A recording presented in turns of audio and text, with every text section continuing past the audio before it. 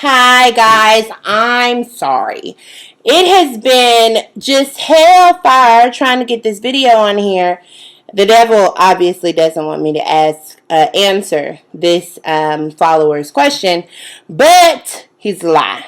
I was asleep the first time I tried to do the video, so I tried to hurry up and do it so I could put it up that night, and I ended up doing it stupid on my laptop so it wouldn't upload. And then the next day, Tuga Jason was giving me the big baby blues, so I couldn't upload it yesterday. Today, I just did a video I was about to upload, and the microphone was off. The devil. So, we're back here again. For those of you who do not know, my name is Cora Coleman. I am the oldest daughter to Bishop T.D. Jakes and First Lady Jakes. And this is Bringing Purpose Back to Life, the 3rd edition. And so let's jump right in. The question from this follower, she says, I am certain that I'm working in the areas God has ordained me to be. Without a doubt, I know that I am doing what I should be. But the pain can be suffocating, and it feels like the passion and life are being squeezed out of my lungs. And I question whether the promise is worth the pain. How do you continue to push and to fight when you feel like you have no more life? Thank you, follower, for this question. I feel like when I was little, when I turned 10 years old, I had a dream about my son, Nehemiah. And instantly in this dream, I became consumed with the thought and the concept of being a mom and the love and just the feeling that I felt within that dream. Instantly, being a mother became my desire. So strongly that God began to continue to show me dreams about Nehemiah and dreams about being a mom. And I instantly knew that that was my promise, that my promise was my children and being able to birth children. At the age of 12, God told me that I would have to go through everything that a young girl went through in order to minister effectively. At the time when he told me this, I did not think anything of it. I thought, it was no big deal. But at 27, in retrospect now, I understand that that was a little heavier than I had originally expected. Having gone through all that I've went through, my focus and perspective has always been on fighting for Nehemiah. Fighting for birthing a child, being able to produce. And I understood instantly that I had a connection with what God wanted for me and with what I wanted for myself. And so no amount of pain at the time of receiving this dream was going to stop me from being able to have Nehemiah. My perspective is what saved me. And I think oftentimes our perspective of our pain can either help us or hinder us from getting to the expected destination that God would have us to be. If you cannot change your perspective of your pain, then you will remain locked in your purpose, locked in your desire, locked in your desire for your dream, but you will not be able to unlock the ability to produce.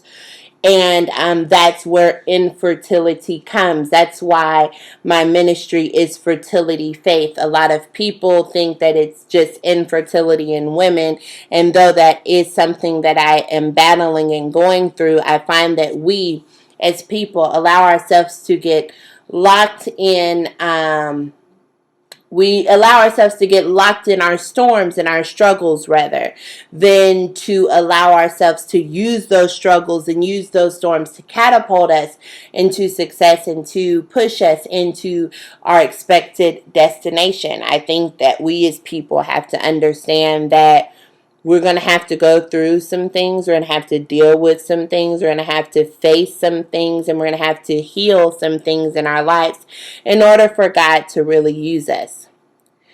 The reason why I know this is because Jesus, he was beaten for purpose. He was pushed for purpose. He was spit on for purpose. He was pierced for purpose. He was nailed for purpose. And he wore a crown of thorns for purpose. And ultimately, the revelation that I'm now receiving from that whole situation is that we were Jesus's promise.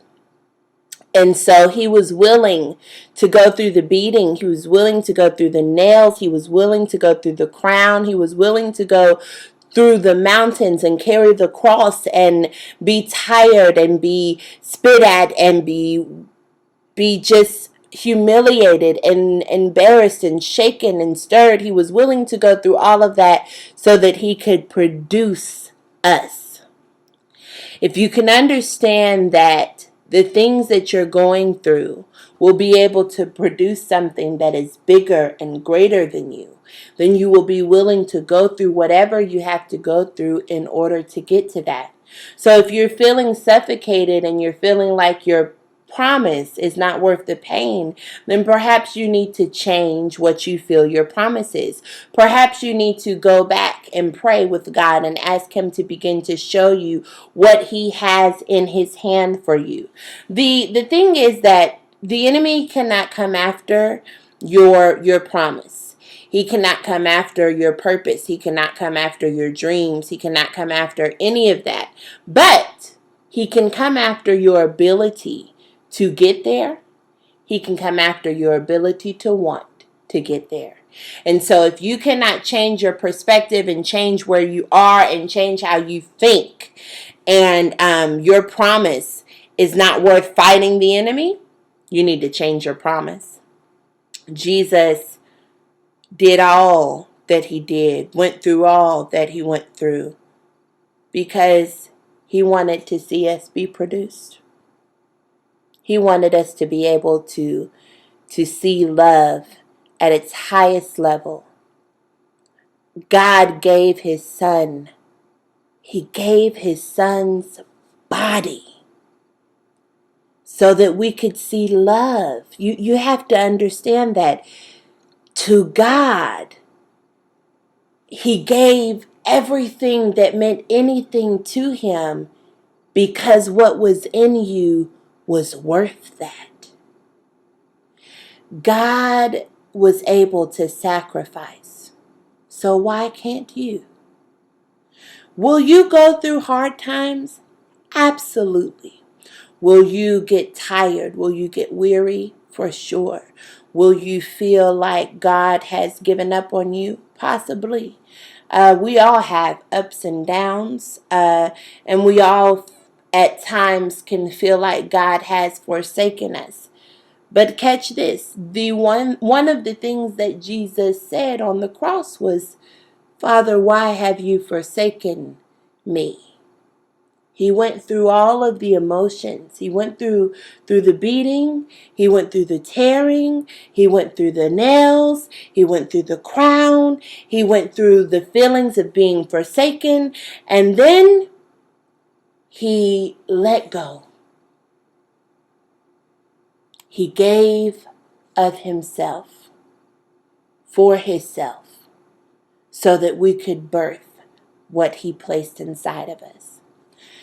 God has something in you that is bigger than you, that is bigger than your pain, that is bigger than your struggle, that is bigger than your storm. And if you are at a standstill, if you are allowing yourself to be more consumed by the things that are hurting you and that are weighing you down, then you will never understand the true purpose and destiny that is resting inside of you.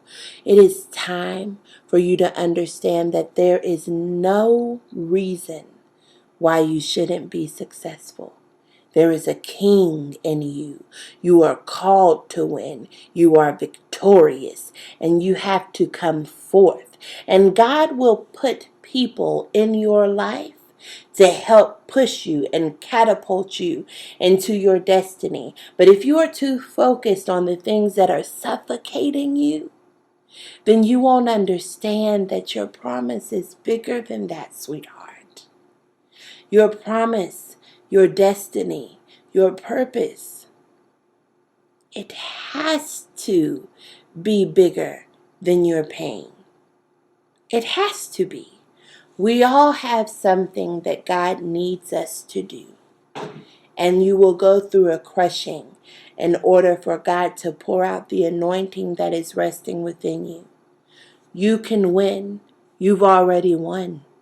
You just have to start believing in yourself enough to know that though he slay you, yet will you trust him. And if you haven't gotten to that point, then you won't reach your promise. You are going through the pain because God has something in you. And everything that you're going through is preparing you to produce that thing. Stop worrying about the dead things around you. Stop being consumed by the things that are heavy on you. And start walking. Start walking. God has something that he needs you to do. It is time for you to go. This is Cora Jakes Coleman, and you're watching Bringing Purpose Back to Life, the 3rd edition. Please send me your questions, comment on the video, like the video, share the video. Let's start a movement. Let's start a dialogue. More importantly, let's bring purpose back to life. I love you for watching. I love you for sharing. Until Friday, see you soon.